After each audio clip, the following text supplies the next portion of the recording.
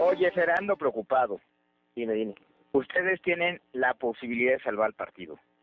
Ustedes tienen la posibilidad de hundir a Villarreal y de hundir a Madero. De hacerle un gran favor al partido. No lo defiendan, Fernando. No lo defiendan. No tienen...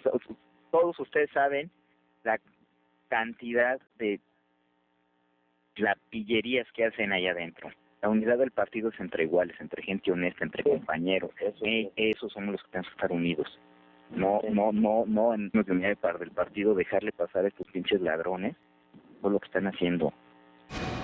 Muy buenas noches, bienvenidos a Periférico 1313. Soy Luis Carlos Ugalde, está José Antonio Crespo también. ¿Qué tal? Buenas noches. El día de hoy vamos a platicar de los conflictos internos del PAN. En las próximas semanas o meses ese partido elegirá a su nuevo presidente nacional. Y en este ámbito se han dado muchos conflictos en las últimas semanas al interior de ese partido, que han girado básicamente en acusaciones de corrupción que presuntamente habrían cometido diputados federales del Partido Acción Nacional, quienes estarían pidiendo comisiones o los llamados moches a presidentes municipales de ese partido para darles recursos presupuestales adicionales. Esto se llama tráfico de influencias. Y argumentan algunos que en realidad esas acusaciones son parte del pleito para ver quién queda como presidente de ese partido. Ernesto Cordero solicitó una comisión de investigación dentro del propio partido y fue negado por Madero, lo cual lleva a muchos a sospechar que las acusaciones tienen fundamento, porque de lo contrario Madero habría aceptado que se hiciera esta investigación. Pero las divisiones van más allá de la corrupción, aunque ese es el punto más importante.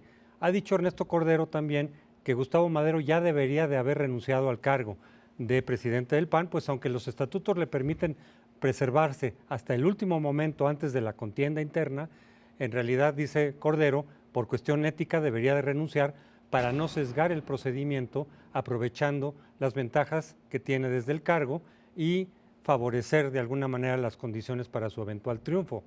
Así es, se trata de un tema de condiciones parejas. En este tema, José Antonio, yo lo que creo es que efectivamente tiene que haber piso parejo.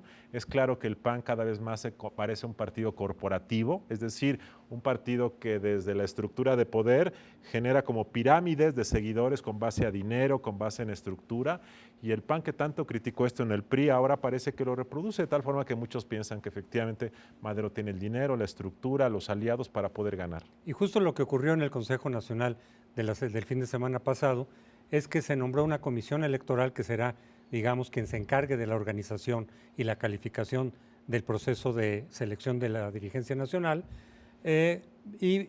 aprovechó ahí Madero su cargo, justamente el nombrar o proponer en todo caso a los comisionados, y aunque hubo cierto equilibrio, la mayor parte de ellos están cercanos al propio Madero o a su gente, incluido a quien será el presidente de esta comisión. Entonces los otros contendientes dicen, pues ahí ya se está viendo la parcialidad de Madero, que se está convirtiendo en juez y parte, porque él propone a la comisión electoral y él será uno de los contendientes. El universo de electores va a ser por primera vez todos los militantes, que son aproximadamente 230,000. Según encuestas internas que yo he visto, la persona con más conocimiento y reconocimiento se llama Josefina Vázquez Mota, por mucho.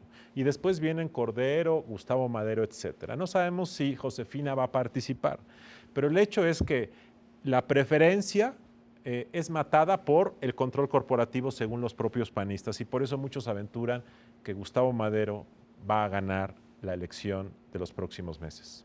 Pero ¿tú qué piensas? ¿A qué se debe esta división del PAN? ¿Desde dónde viene? Porque tradicionalmente el PAN solía resolver este tipo de conflictos de manera muy civilizada. Yo creo que ni siquiera se trata de una cuestión ideológica, desafortunadamente. Yo creo que se trata de una pugna política clara entre un grupo identificado con el presidente Calderón, de donde formó parte Cordero. Yo creo que Cordero cada vez más líder de ese grupo, pero es, digamos, los aliados de Calderón, y Madero, que surgió en parte de ese grupo, pero que se ha independizado. Y la cuestión es quién gana, quién tiene los recursos y quién se queda con ese partido político. No me cabe duda que ese es el tema central. Desafortunadamente, en este pleito, la corrupción, las acusaciones son lo que predomina, pero yo creo que en el fondo es este tema, José Antonio. Porque surgieron y afloraron las acusaciones de corrupción, que en otros casos, bueno, pues se pueden mantener ocultas. Se dice que la ropa sucia se lava en casa, que se presenten las acusaciones o las sospechas o las denuncias al interior y no se vaya a los medios. Pues en realidad se sabe que cuando se asiste a los medios, entonces el impacto es mucho mayor. Y aquí el problema es que independientemente de los conflictos o de la contienda interna del PAN, hay un problema de corrupción que está sin investigar y que probablemente va mucho más allá de los legisladores, diputados o senadores del PAN, que es una práctica normal dentro del Congreso. Yo creo que es el tema central. A mí, yo no soy panista, no me interesa quién vaya a ganar.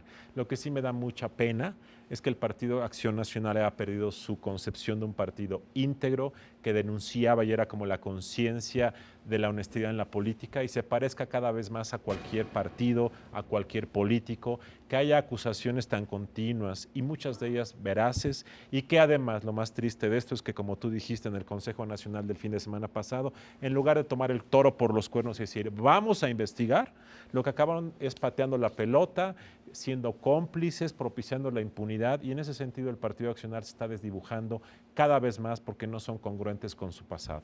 Volvemos para saber qué es lo que usted quisiera preguntarnos. En este segmento nos acompaña Óscar Sandoval, quien hace un seguimiento estrecho de las redes sociales y tiene por lo tanto varias de las preguntas que la gente se formula en torno a este problema del PAN. Buenas noches, José Antonio. Hablabas de que las leyes internas del PAN no obligan a Madero a renunciar. Si tú fueras Madero, ¿renunciarías? Yo sí, si quisiera yo tener un triunfo legítimo, si quisiera yo no exacerbar las divisiones, los conflictos internos dentro del propio partido. Ahora que si bien yo quisiera ganar a como diera lugar, pues entonces trataría de aprovechar mi cargo justamente para tratar de favorecer las condiciones y crear las condiciones que garantizaran mi triunfo como dirigente nacional, que garantizaran mi reelección, que eso es exactamente lo que está haciendo Madero. Luis Carlos, hablabas que de acuerdo a encuestas internas entre la militancia del PAN, Josefina es la que estaría mejor posicionada. Si fueras Josefina, ¿participarías? Por supuesto que participaría. Creo que algo que hace falta en el PAN es estos liderazgos queridos y respetados por la base. El problema de Josefina es que ha estado dudando y dudando y eso no genera buen espíritu de liderazgo. Liderazgo es levantarse a pesar de su derrota presidencial, lanzarse y a partir de ahí cosechar una virtud de los líderes que es la perseverancia. Pero dicen que Josefina está dudando. José Antonio, vemos a un Cordero cada vez más bélico. ¿Qué le recomendarías tú para ganar la elección? Yo creo que le está haciendo lo correcto. Está luchando desde una posición no ventajosa. Él no es el puntero es Gustavo Madero. Y sabemos por elemental racionalidad electoral que quien va en segundo o en tercer lugar tiene que ir, digamos, a la vanguardia, tiene que ser agresivo, tiene que cuestionar, tiene que buscar los puntos débiles de su adversario, en este caso Madero. Y sobre todo si tiene elementos para vincular a Madero con casos de corrupción, pues entonces tiene que hacer la denuncia pertinente como lo ha hecho hasta ahora. Luis Carlos, estamos entre los moches de los que hablabas al principio del programa, el hundirse entre ellos mismos y alrededor de 917 millones de pesos que les da el Instituto Federal Electoral para las actividades del partido. ¿En qué postura está cada uno de ellos? ¿Qué es lo que busca cada uno de los contendientes? Yo creo que el mensajero busca debilitar a su adversario, pero para mí el tema central es el mensaje. Y el mensaje fundamental es que hay un problema de corrupción en ese partido que históricamente fue el que denunciaba la corrupción y de denunciarla se convirtió en denunciado. De tal forma que si quieres solventar este problema de un mensaje que creo que sí tiene fondo, es decir, sí creo que hay problema de corrupción en ese partido, como en otros partidos, tiene que lavarse de tal forma que en lugar de estar discutiendo dimes y diretes de por qué lo dijo, tienen que atacar la causa del problema. José Antonio, estamos frente a un tema de inseguridad. El partido que gobernaba hasta hace alrededor de un año era el PAN. ¿Cuál debería de ser la postura de ellos en medio de este conflicto interno respecto al problema, por ejemplo, en Michoacán? Bueno, ellos deben de aportar elementos, sugerencias a partir de la experiencia y una evaluación crítica también de la experiencia de ellos mismos frente al problema de inseguridad, primero con el gobierno de Vicente Fox, después sobre todo con el gobierno de Felipe Calderón. Ellos tienen que hacer una evaluación real de cuáles fueron los resultados, de si había alternativas y en tal caso presentarlas con razones, con argumentos, con información, para tratar de influir sobre las decisiones que en adelante tome el actual gobierno de Peña Nieto. Luis Carlos, todo vacío de poder es cubierto por alguien más. El PAN en medio de este conflicto interno, primero, está dejando un vacío de poder. Segundo, ¿quién dentro del espectro de los partidos políticos o de los actores públicos está llenando este vacío? Bueno, el PAN era el Partido Liberal Ciudadano de México y esta característica la está perdiendo por desilusión. Entonces, ¿quién se está llevando esos votos, esa simpatía? Pues los otros partidos, yo creo que en particular el PRI. Y yo creo que ese es el vacío que se está generando. Y yo creo que quien pierde es México, porque México requiere un partido de clases medias, de clases urbanas, de ciudadanos que no están aglutinados corporativamente, y el gran perdedor con un PAN débil, como también con un PRD débil, es el país. José Antonio, estamos frente a un escenario en el cual lo más importante en el 2014 en términos políticos es el 2015, las elecciones. ¿Cuál es tu pronóstico en función de lo que está sucediendo el día de hoy en el PAN? Bueno, el PAN, desde luego, con esos conflictos internos y la forma de ventilar sus cuitas propias del partido, de no hacerlo de manera más civilizada, se arriesga desde luego a que los electores se le alejen.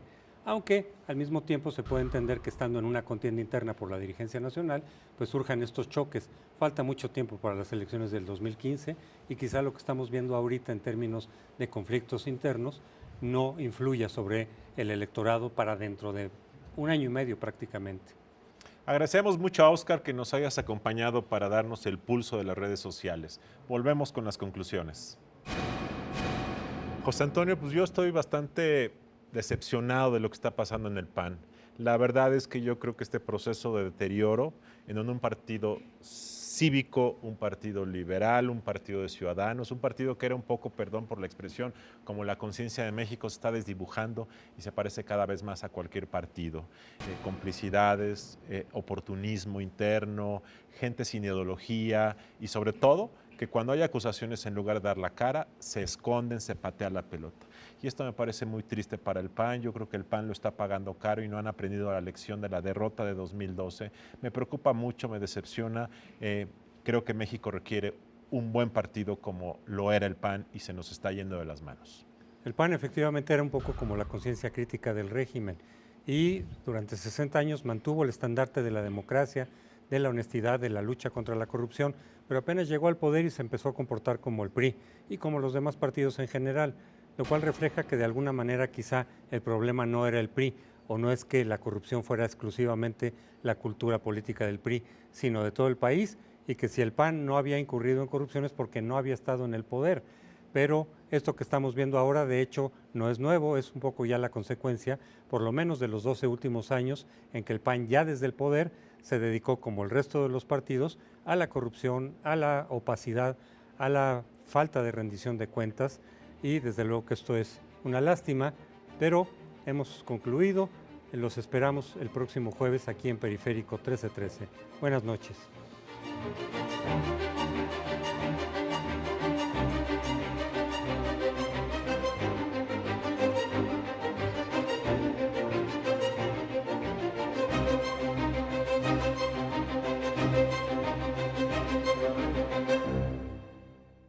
En diciembre pasado, cuando los legisladores debatieron la reforma energética, poco se habló de las fuentes alternas de energía, que tomando en cuenta que para el 2020 se prevé una demanda mundial de petróleo de 140 millones de barriles diarios, el doble de lo que hoy se consumen, cobran una importancia de primer orden para el futuro, no solo de nuestro país, sino de la humanidad.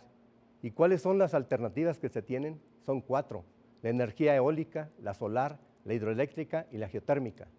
En las 4, México anda, para hablar coloquialmente, en pañales. No hay proyectos importantes en estas fuentes de energía que serán el soporte del desarrollo industrial del país.